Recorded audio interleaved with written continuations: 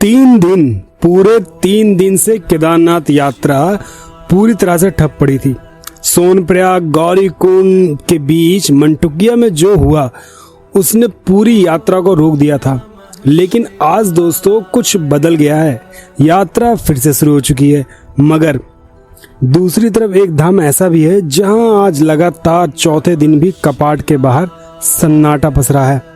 कौन सा है धाम और क्यों, यह मैं आपको आगे बताऊंगा, तो वीडियो को अंत तक जरूर देखिएगा दोस्तों, क्योंकि आज की रिपोर्ट में मैं आपको अलग अलग जगहों का हाल भी बताऊंगा कि उत्तर काशी में क्या हाल चल रहा है, गंगोत्री और यमुनोत्री हाईवे यानी उत्तर काशी की तरफ क्या हाल है और कैसी व्यवस्था है। दोस्तों राधे राधे दोस्तों, जय श्री केदारनाथ धाम से मैं राहुल, जहां आपको मिलती है केदारनाथ धाम और चारों धामों की ताजा खबरें और लेटेस्ट अपडेट। आज तारीख हो गई है दोस्तों 31 जुलाई 2026।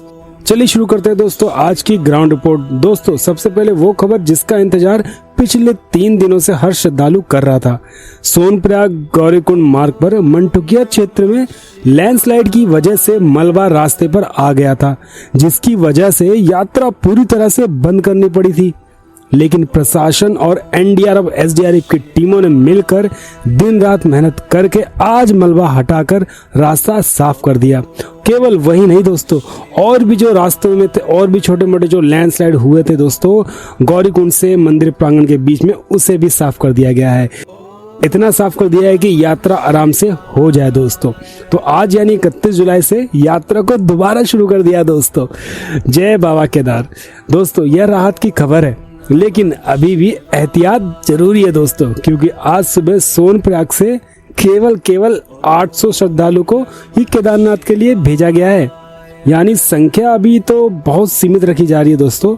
मानसून और खराब मौसम की वजह से यात्री कम आ रहे हैं और प्रशासन भी जानबूझकर धीरे धीरे यात्रा को फिर से पटरी पर ला रहा है। हम मौसम की बात कर लेते हैं दोस्तों। केदार घाटी में मौसम इस समय बिल्कुल स्थिर है। कहीं हल्की बारिश हो रही है तो कहीं तेज बारिश हो रही है। पूरा वातावरण मानसून वाला बना हुआ है। यानी अगर आप यात्रा पर निकलने की सोच रहे हैं तो मौसम को लेकर कोई गारंटी नहीं दी जा सकती। रास्ते की बात करूं तो अभी भी काफी फिसलन है, जगह जगह कीचड़ है, पत्थर भी मौजूद है, रास्तों पर पानी बह रहा है, छोटे छोटे झरने आपको दिख जाएंगे और उससे पानी रिस रहा है दोस्तों। ये एक सुंदर दृश्य है, लेकिन दोस्तों बहुत ही खतरनाक भी है, क्योंकि यहाँ रुकना खतरे से खाली नहीं है।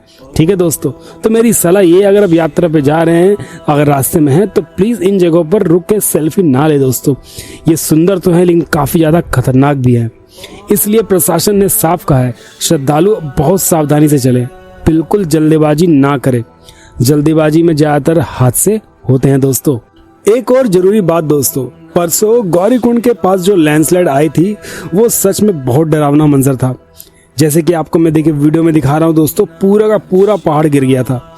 जिन लोगों ने वो नजारा देखा वो अभी तक उसे भूल नहीं पाए हैं। उनमें से भी एक बहुत बड़ी वजह थी जिसकी वजह से 3 दिन की यात्रा रोकनी पड़ी दोस्तों केदारनाथ की। तो दोस्तों यह समझ लीजिए कि यह कोई मामूली मलबा नहीं था, ये एक बहुत बड़ा हादसा टलते टलते रह गया। इसलिए प्रशासन ने अभी भी शटल वाहनों को संचालन सीमित संख्या में ही शुरू किया है। यात्रा सुचारू रूप से चलती रहे, इसके लिए श्रद्धालु से अपील की गई है कि वो किसी भी अफवाह पर ध्यान न दे और प्रशासन व सुरक्षा कर्मियों के निर्देशों का पालन पूरी तरह से करें। अब बात करते हैं दोस्तों एक ऐसी जगह की जिसके लिए लोग बहुत दूर से आते हैं दोस्तों। बिल्कुल सही कहा आपने दोस्तों, गंगोत्री यमुनोत्री हाईवे यानी उत्तर काशी की तरफ। वहाँ के हालात बहुत ही खराब है दोस्तों और बहुत ही चिंताजनक है, क्योंकि वहाँ के जो रास्ते हैं दोस्तों बिल्कुल कट गए हैं। और एक जगह नहीं दोस्तों, वहाँ पर मतलब लैंडस्लाइड की तो मतलब समझो बाढ़ आ गई है दोस्तों। हर जगह आपको लैंडस्लाइड दिख जाएगी। पिछले 2 दिनों में उत्तर काशी में लगातार सिर्फ लैंडस्लाइड ही लैंडस्लाइड हो रही है। एक के बाद एक पहाड़ दरक रहे हैं। एसडीआरएफ और एनडीआरएफ की टीमें लगी हैं दोस्तों दिन रात बचाव और राहत कार्यों में। पूरी टीम जुटी है दोस्तों। तो दोस्तों जो लोग यमुनोत्री और गंगोत्री यात्रा के लिए जा रहे हैं तो एक बार सोच समझ के यात्रा करें दोस्तों। अभी आप गंगोत्री और यमुनोत्री की यात्रा को अभी स्किप कर दें, क्योंकि वहाँ के हालात बहुत ज़्यादा खराब है दोस्तों। ठीक है। अगर आपको मैं कहूँ अगर आना भी है तो सर दोस्तों आप बद्रीनाथ आ सकते हैं, केदारनाथ आ सकते हैं। खासकर अभी बद्रीनाथ के रास्ते अभी थोड़े से सही हैं। बीच में अभी रेड अलर्ट का, बीच में आपको 3 दिन के लिए रेड अलर्ट मिला था, तो उसके लिए थोड़ा सा आपको रुकना पड़ेगा। लेकिन दोस्तों रास्ते अभी फ़िलहाल उत्तरकाशी की तरफ के जो रास्ते हैं उससे तो काफ़ी बेहतर है अभी फ़िलहाल।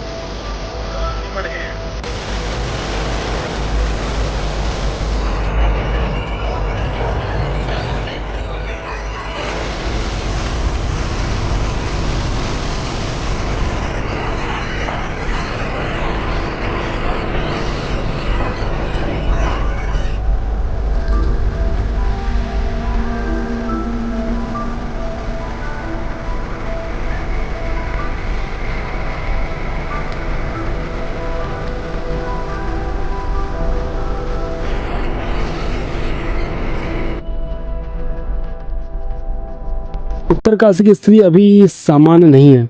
अब दोस्तों वो जानकारी जिनका मैं शुरुआत में आपको जिक्र किया था, जी हाँ बिल्कुल सही है, आपने पहचान लिया, बद्रीनाथ धाम की।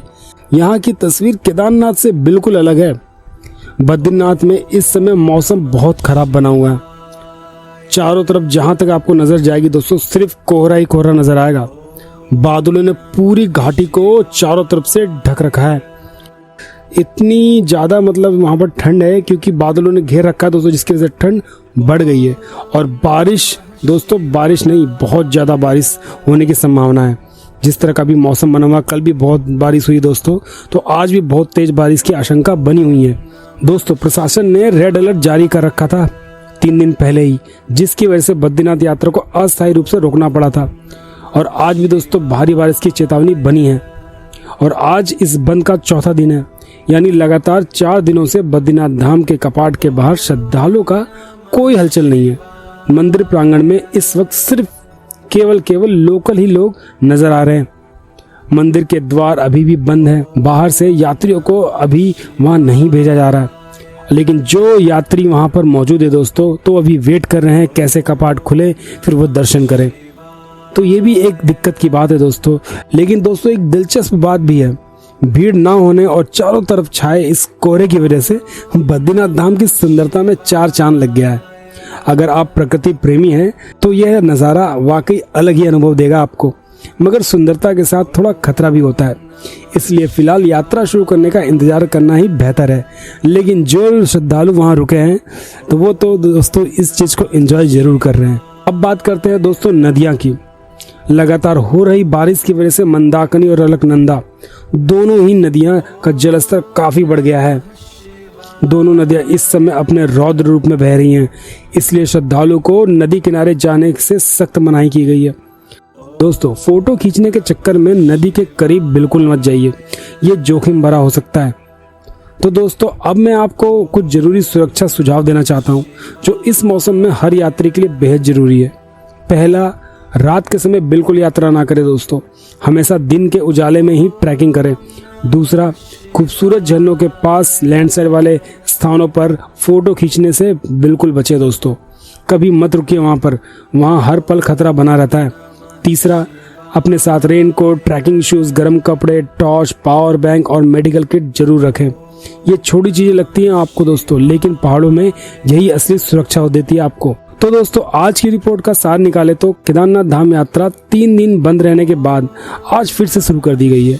भीड़ कम होने की वजह से दर्शन आराम से हो रहे हैं, लेकिन रास्ता अभी भी फिसलन भरा है। मौसम स्थिर नहीं है दोस्तों। उत्तरकाशी में लगातार लैंडस्लाइड की खबरें आ रही है और बद्रीनाथ धाम में आज लगातार चौथे दिन भी यात्रा बंद है क्योंकि वहां बारिश का रेड अलर्ट है। दोस्तों याद रखिए यात्रा फिलहाल शुरू जरूर हुई है, लेकिन मौसम बिगड़ने या दोबारा लैंडस्लाइड होने की स्थिति में प्रशासन कभी भी यात्रा रोक सकता है। इसलिए निकलने से पहले मौसम की पूरी जानकारी लेना, सुरक्षा को हमेशा प्राथमिकता देने सबसे जरूरी है दोस्तों। दोस्तों अगर आज की जानकारी आपको अच्छी लगी है और काम आई है आपके, तो वीडियो को लाइक करें, चैनल को सब्सक्राइब करें। अगर अभी तक नहीं किया है तो बेल आइकन जरूर दबा दें, ताकि केदारनाथ, बद्रीनाथ और चारों धामों की लेटेस्ट अपडेट और ताज़ा खबरें आप तक सबसे पहले पहुंचे। कमेंट में बताइए दोस्तों, आप यात्रा पे कब निकलने वाले हैं और किस तरफ निकलने वाले हैं।